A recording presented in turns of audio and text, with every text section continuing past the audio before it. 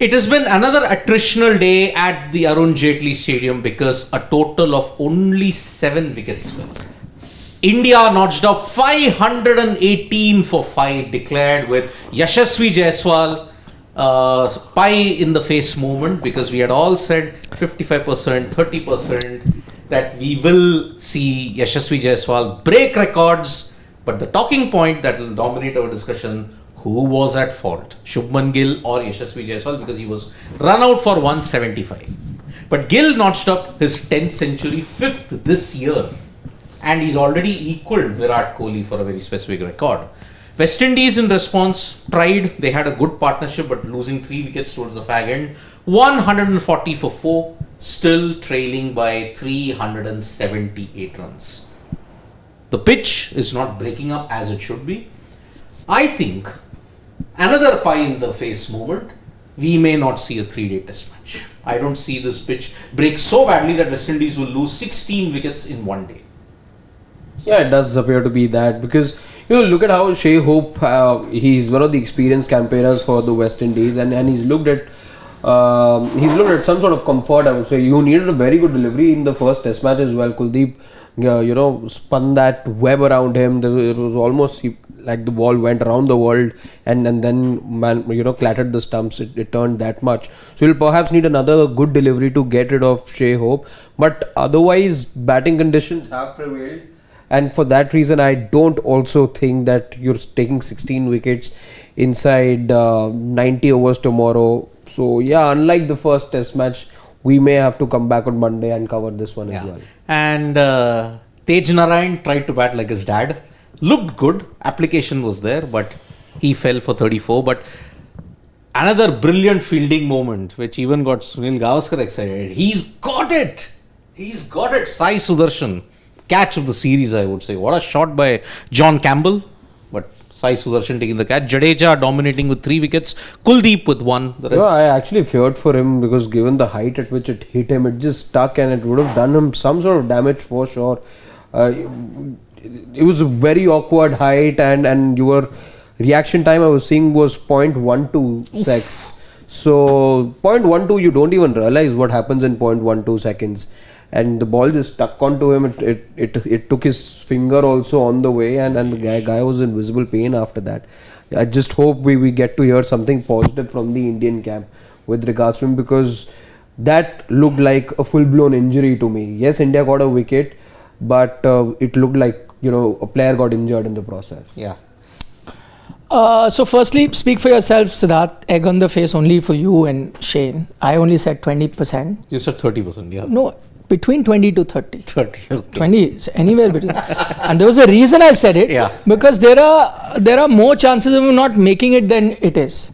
How can somebody who's batting on 170 odd or 140 he was, I think, at that time, end of the day's play, how would he... No, he was on 170 only. Achha, he was 170. He got out in the second over of the day. Yeah, but to reach 319, many have come close, but it requires a lot of... See, this is exactly why I said that there can be one bad shot, one ball that turns, one that stays low, or one, sometimes nothing is going wrong, lack of concentration, you just hand it back to the bowler, one run out, many other things could have happened, and many things have to come together for anyone to reach a 100. That is the reason why you only have very few in the history of the sport. That is the reason why 319 still remains your number 1 score. That's not to say that nobody will cross it. They will be, but the chances of that happening, there will be many double hundreds also.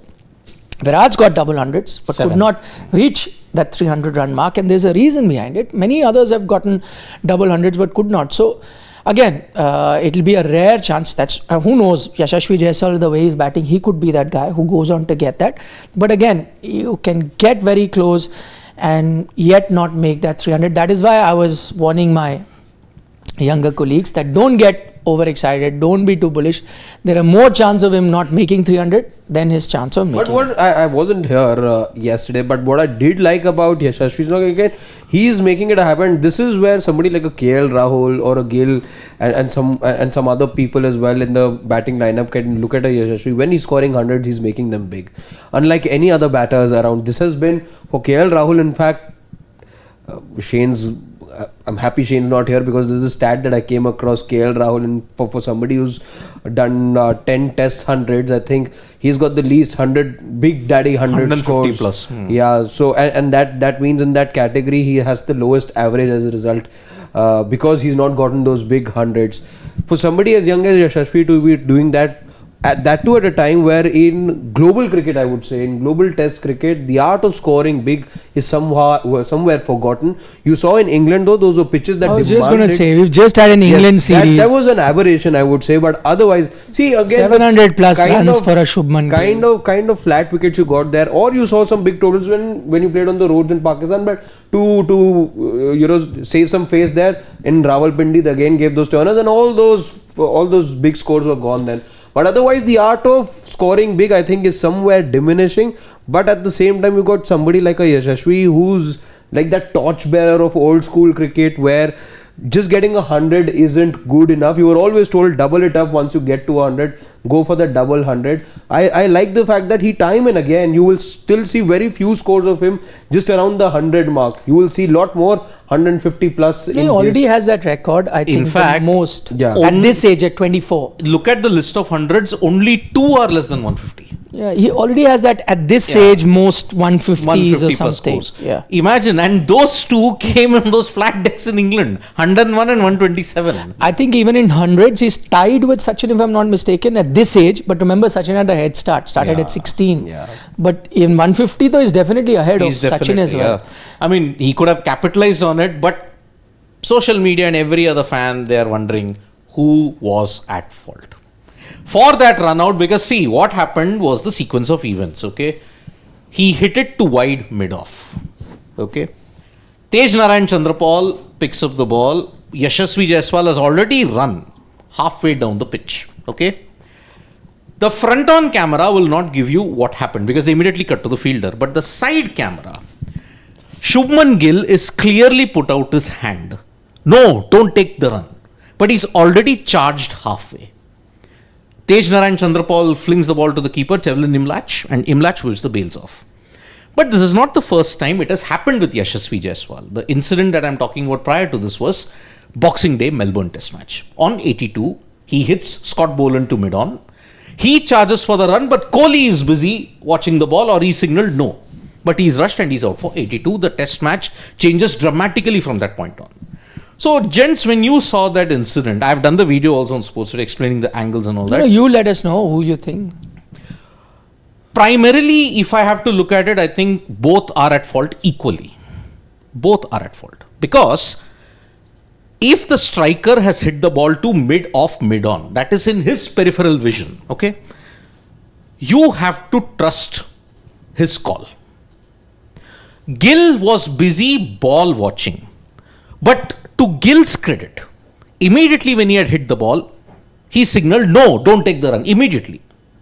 But by that time, Yashasvi Jaiswal had immediately charged for the run.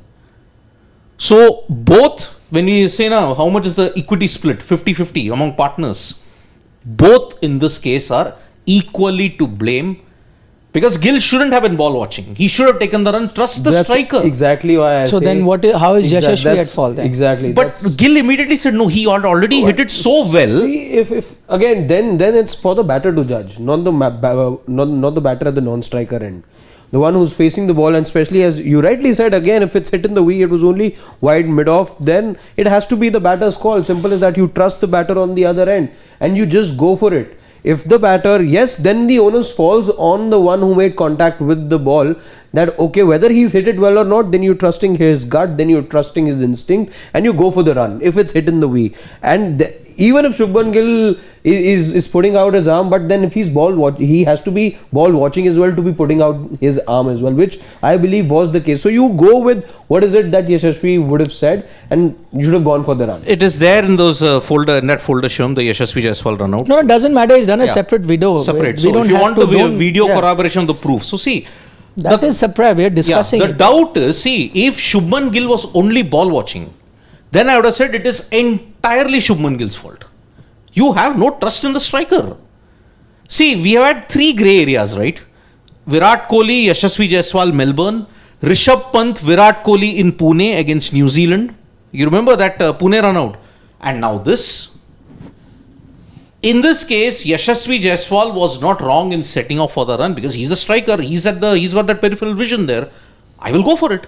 But Shubman had immediately said no. But he should have trusted the striker.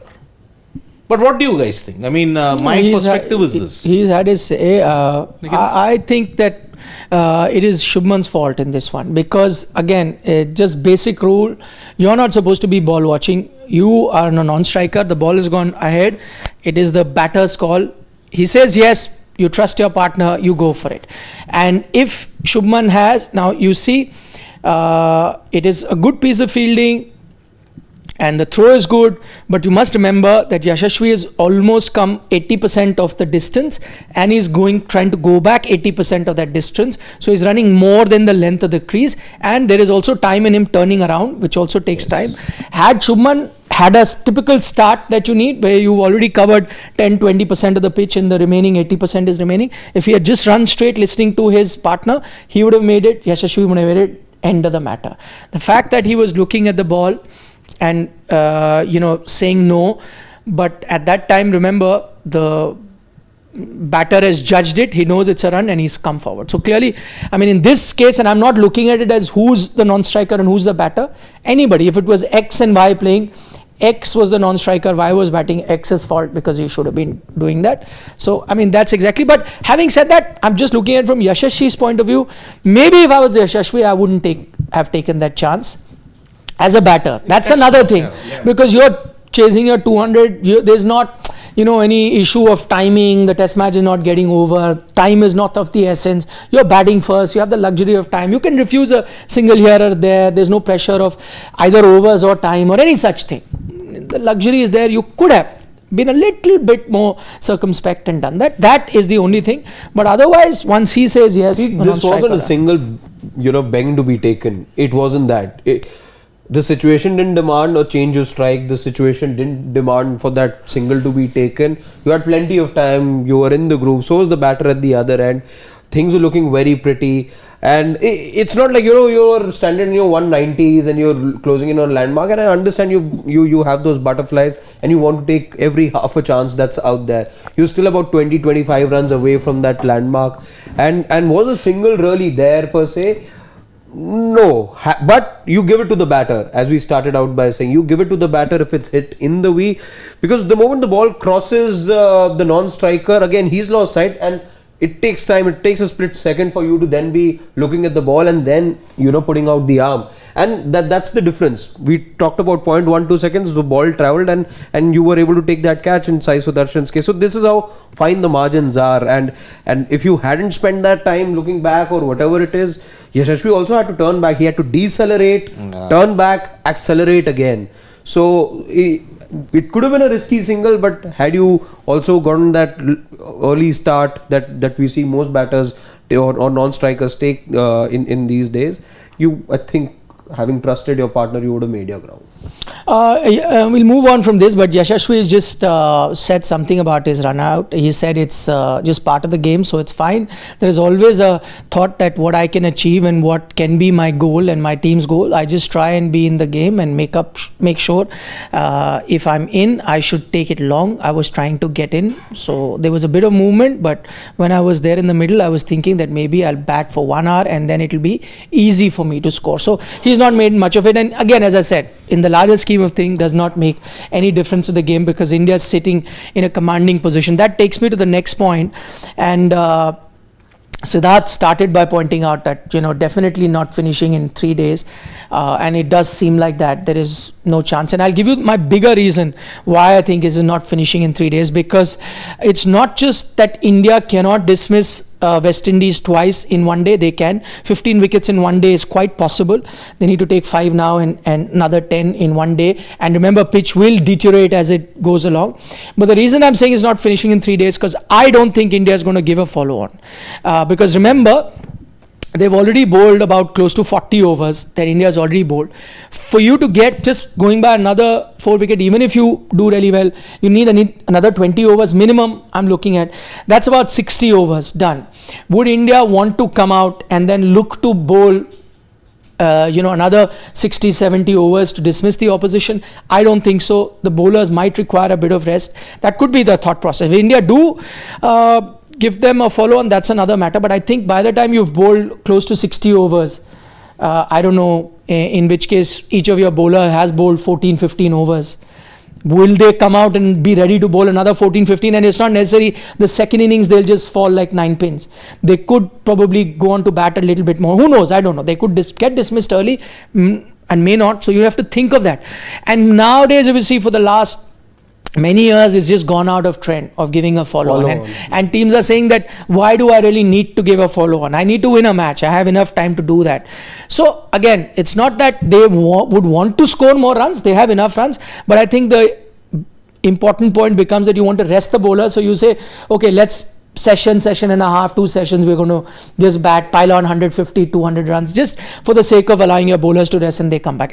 I see the Indian team doing that. I'd be very happy if they give the follow-on, because I still believe the team has it in them that they can dismiss them in the next 20 overs and then bowl another set of overs, while your fast bowlers may be tired, but then you have enough spinners and keep bowling your spinners.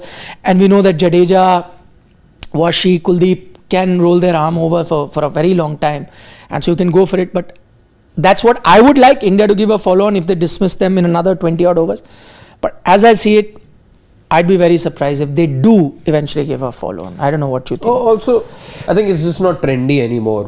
And that's what you've seen. I think, especially from the time that Virat took over the reins, he was never really a fan. There were times India were in commanding positions, but you chose not to give the follow-on, and you stuck by that. Even in the WTC cycle in which Rohit was in charge, a few times you saw yourself in that situation where you could have enforced the follow-on, but this team has liked batting, coming out to bat, and has avoided. I'm not saying this comes out of a place of fear, but you've just not wanted to come out and bat in the 4th innings. That has been the thing. The moment you enforce the follow-on, then you're the ones coming out to bat number 4, and that's something that has not happened with India in recent times. The only way they might give a follow-on, I think, is if the pitch really cracks up and they think it becomes a minefield. Then why, put our batters through that situation? Even there can be a thought that let's use a heavy roller, which will allow us 1-2 hours of good batting, and then it'll crack even more.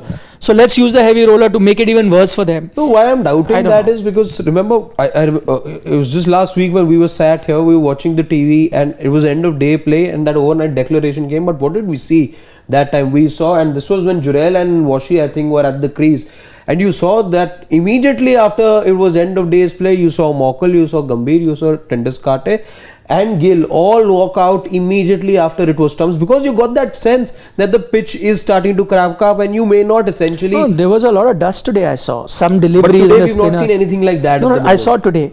There were a couple of deliveries. This whole team meeting of sorts and inspection. Maybe they didn't show it. It still happened if you were at the ground. But I did see dust coming visual proof of what we've seen. Yes, some speck of dust we've seen here and there, but Ahmedabad was much more. Red soil, no? That's the thing. Red soil. Here, this is black though. This is black, and that's why black will take longer to deteriorate.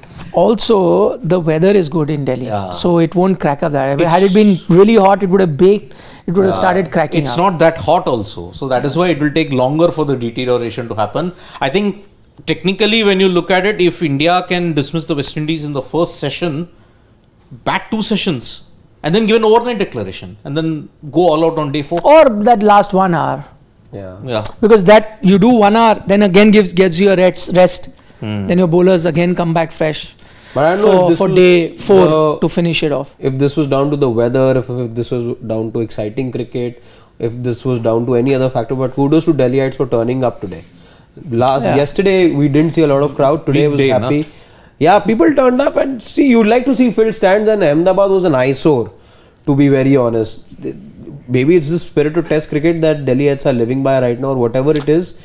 But they were there, and it was happy to see. No, but there being a decent October 2, 3 and 4, right? What were the days? Was it everything was on a weekday there, or was it on a weekend? There was a couple of days. No, but that was a long weekend. Long weekend. It was Chutti, na? 2nd Thursday, October. on Thursday. So, And Thursday but that was the second. But there was a long weekend that one. Long weekend, So yeah. people could have turned up. I think one of the major reasons why people have also turned up is Shubman Gill. I think a lot of people, I did see a lot of banners, people come out for Shubman. And then, I mean, just talking about Shubman, he's got another 100. Yes, you could, talk about the quality of the opposition in the pitch, but then, how often do we say, we spoke about Sai Sudarshan yesterday, not making full use of this chance and upping his average because it will come back to be scrutinized later. So kudos to Shubman to keep piling on these hundreds.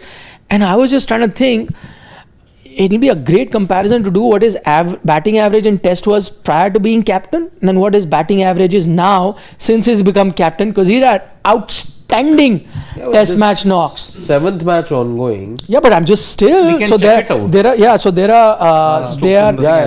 There are about good 10 plus innings. So it's not that small. Easily for 13, because I think he's played 2 innings in every game in England. Yeah, you all were 5 day. And here you got 11. This is your 12th inning. Yeah. So I'm saying that, and I think the other bit that Gautam Gambhir spoke about about Shubman Gill, the captain, and that's really interesting, I found. One that he's taken to captaincy like fish takes to water, and I think that's the important bit. Having heard Gautam in that interview in that lunch session, when you were in that lunch session, was that he pointed out that how he has probably faced his toughest test of captain already. Yeah. And I think, I always had that inclination, but now after having heard Gautam Gambhir, I think one of the biggest reasons you had an ODI captaincy change now is because of how well Shubman Gill fared as captain in England and how well he fared as batter captain. Yes. I think that gave the current management, that includes your coach and the chairman of selectors, to go with Shubman as ODI captain now, because now I'm doing 1+1. I heard Ajit Agarkar when he was asked that, why about Shubman now? And he said, we had to do it sooner or later. If not now, we would have done it in 6 months, in 1 year. But we thought now is the time. And I think had Shubman not had a great England series, both as captain and as a batter, maybe that ODI decision wouldn't have come so quick. So once they saw him, and what you heard from Gautam was interesting, where he said that he will go on to score many runs in the future. He will go on to have many tough series as captain in the future. But what he did in England, he's never going to face this kind of pressure ever again. So imagine for a young captain, having already faced his toughest test, he feels, because he said for a young captain, that situation, underdogs, young team, nobody giving you a chance, and you performed. So this is the toughest he'll face. From here on, whatever he does, he won't be under that much pressure. He will carry this legacy of having done well. Home season is only going to help him. Yeah. So I mean, taking the fish to water, if I have to add the water analogy even further, we have put you into the deep sea, you'll either drown or you'll be the best swimmer. That's he what said that. He said that. He said, I told this to him. Yeah. Either you'll drown or you'll come out swimming. And The way, again, I don't want to trivialize or discredit Shubman Gill. What's the average, by the way? It's staggering. It's just tell staggering, these numbers. Us. Shubman Gill, the batter before captain. Shubman If I Gill, tell you these numbers, you guys will accuse me of rigging it, misinterpreting the stats or mixing it. No, I won't be. That's what my thought. It will sound like we're talking about 2 different players. Yeah. It is that astounding. So 35.05. Let's round it out to 35 was his non-captain average. It's not just doubled. It's gone beyond that now. It is 84.81. So that rounds out to 85. 85. So it's 2x. More than So 2.5x. 85 is his just as captain, right? Just his overall average would have improved now a lot. Absolutely. Would be 40 plus, I'm guessing. Yeah, it will just go up. We'll see. It'll be 43.47. 43.47. because this 85 is really high. I told you, some people like that responsibility. Again, you can argue that in this while, and that's a fair thing, that you've also had some good pitches. I was about to say that. I don't want to trivialize this conversation by bringing in the pitch thing, but this is what it is. We argued in favor of a lot of players. Let's say we argued in favor of Virat when he was going through a bad phase, and he got that 100 in Ahmedabad. I said, fine, good pitch, utilize that, make full use of it, get that 100. This is what happens. You'll get tougher pitches. I think the days for him will only get better, because from here on, I get this feeling that those years, 5-6 years that we had of absolute minefields in India, that is going to stop. So from here on, at least India test matches will become like previous test matches, where by and large, opposition might change. They'll give a tough competition, but I think by and large you'll have batting friendly pitches as you used to see in India, where first 2-3 days 14 wickets you saw last year. That's what you barring have. the one series in New Zealand. That's what I mean. Against New Zealand. I mean, those ranked turners were 2.5 days. England also coming, Australia also coming 2 day test matches will not happen. Will not happen. We'll have good test matches. Some will be draws, some will be won. That New Zealand, those 2 matches after Bangalore told you that you again, your batters, I don't know if they're there or not, but they can't be put through these rank turning conditions also. It's a damning indictment of our batting also. Let's be honest, because it's not just down to that one test match, and then people will argue, no, you're being too myopic, no, you're not, you're being a pessimist, you're only trying to pull down the Indian players. No, but when you look at how the Indian team fared in spinning conditions across formats, I will say, you look at Bangladesh for that matter. You visited Bangladesh. Well, if it wasn't for Shreyas Iyer, and I think it was Gill who stepped up in that match, otherwise you were gone. You were gone. You needed Shreyas Iyer who was batting low to bail you out. Otherwise, in those spinning conditions, you weren't able to fare very well. So I doubt if India having, I hope they've learnt from that, from those 2 matches against New Zealand. You cannot be going back. See what England is doing to its pitches. What's happening in the IPL. What is it that you need from your batters, and how the World Cup also played out here in India. There's only probably a couple of pitches in Australia left, a couple of venues in Australia and South Africa where you're not getting these batter-friendly conditions. Pakistan, 2 out of the 3 venues gives you runs. No, Australia also gives you certain pitches that are batter-friendly. Yeah, that's what I'm saying, barring a couple. See, Brisbane, Melbourne. Perth was uncharacteristically very batter-friendly this time around. Although it is, Optus has always been batter-friendly. But then see, Gill, can I add one more bit? 5 centuries in his captaincy already. He's equaled Virat Kohli for the same number of centuries in 1 year as a captain, by the way. Yeah, calendar year. 14 year. And 17, no, 17 was 1 year. I think it was 18. 18 and 15 if I'm not mistaken. But again, he's hit 5 centuries in the matter of 2 months, whereas non-captain, it took him 5 years to hit 5 centuries. Okay, we'll take a few questions before winding up. Nikhil sir, this is Arvind, right? Yeah, Arvind Atre. He's saying, Nikhil sir, I want West Indies to score another 150 so KL can bat and increase his average. This is tongue in cheek. This tongue in cheek, snide, 100%. what is it? That's snide, whatever. Huh? Yeah, 100%. 100%. Nationally saying all this hullabaloo over a game versus West Indies, there's a famous dialogue, weak team ke against score karke kya milega. But again, as I said, you don't choose your opposition. But England wasn't weak team. No, but I'm saying at the end of the day, you have been asked to play. Then if you drop out from this series, then we are the ones who point out, no, you don't take this series, you're picking and choosing. Bumrah has turned up and you say respect test cricket. You will play the opposition. This is the same opposition that, just a short while ago in West Indies was, because that time I made a point, I think Pakistan was troubled by them. They had a woeful series against them. And then I pointed out that, look at Pakistan can't match up to this West Indies. And they said, no, you can't say about Jayden Seals and all. They are not that bad a bowler. So I was saying that Jayden Seals opened them up. I mean, But see the difference. It will be, playing West Indies, a weak team, is far better than one out of favor Pakistan bowler claiming that he will dismiss Abhishek Sharma in 3 deliveries. Okay. Yeah. If you want to have those kind of Sheikh Chilli sapne, go for it. And that's what Ankur is saying. It is not India's fault that if West Indies is right, you play the opposition. I will not, may make lightweight of this series at all, because I'm just looking at it from the perspective of the WTC. West Indies are not going to be playing just India, they're going to be playing others as well. So go ahead, pick your points if you can. Look what happened in the previous cycle.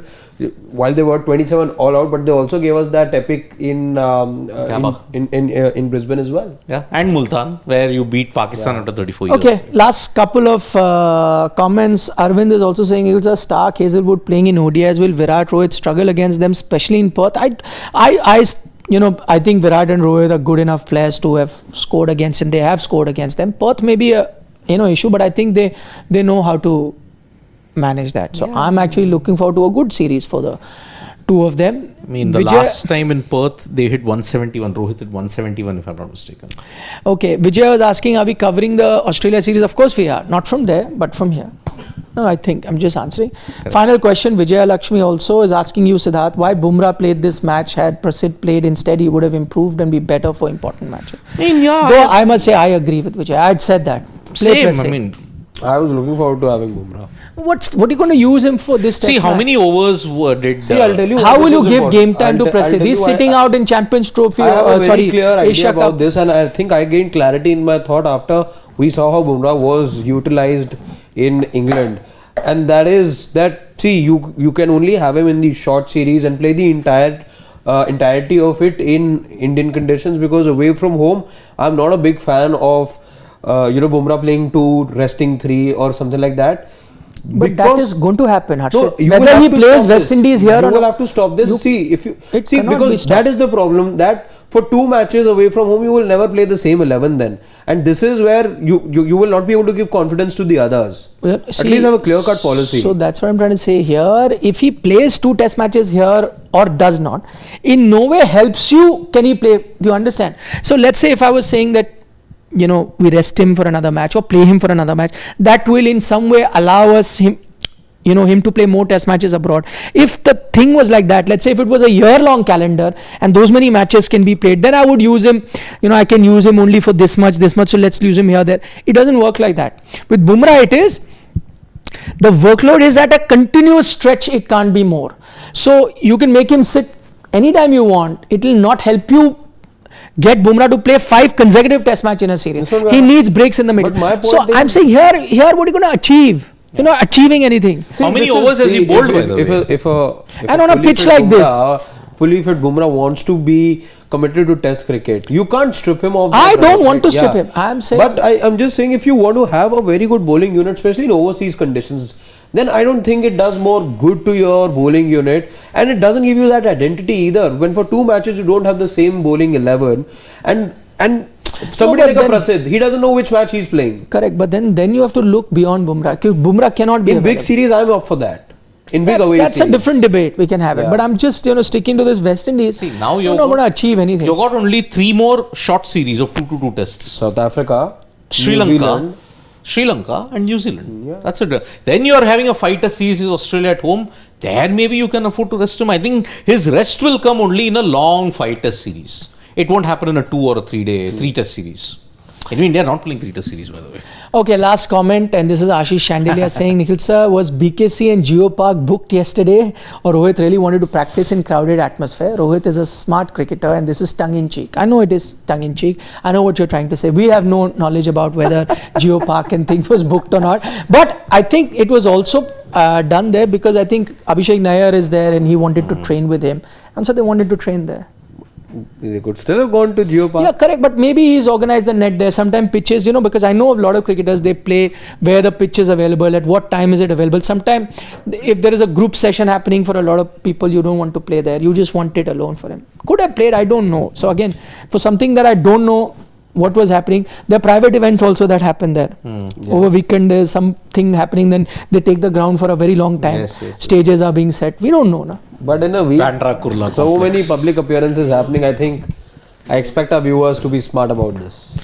Yes, so we don't know, so we're not going to comment on it. He broke his car? Drove. No, he didn't break his car. No. Nothing like that. I heard all rumors. Car will be parked some miles away, and there are nets there. Achha, Rohit broke his own car's shisha. The Tesla that he bought new. Don't be so sure. I'm not quoting. I'm not 100% sure. I haven't seen that video. I know he don't take our word Tesla. for it. Yeah. Please don't take our Tesla Y, I think it was. Okay. You guys take care. See you for the game tomorrow. Double header, if you may have to call it. India West Indies and India versus Australia Women's World Cup tomorrow. Yes. Okay. So see you guys. Who's going to do the dugout, Shivam? On a weekend? Yeah. We joined the company first day, is it for you? Yeah. Broken car. But I'm not here. I have come on my off day. You want me to be here till 10 o'clock? No, if you say I will be, then you are the boss. For you, I will sit here. No, sir, I am not. You are telling me to do it. You are not asking me. You are telling me to do. I will do it. I have just come and said that I need to go somewhere. But if you want me to do, then I'll stay back. Let's do dugout on a weekend, which we don't do. Let's do post-match of some other match also that will be there. We'll do that. And I'll stay here. And so his 2 offs also cancelled. He's going to come those 2 days off. And so Pawan will not do. Shivam is going to do 7 days a week this week. Done. Happy Diwali, Shivam. Happy Diwali. I'm serious about it. His 2 offs are gone. Yeah. He will come all 7 days. Done. And we will do dugout and post-match and everything he will do. Sure. Okay. Okay, then. Bye-bye. We'll take this conversation off camera now. Bye-bye. See you. Take good care. Bye. No, we'll share everything with our family. Nothing is hidden.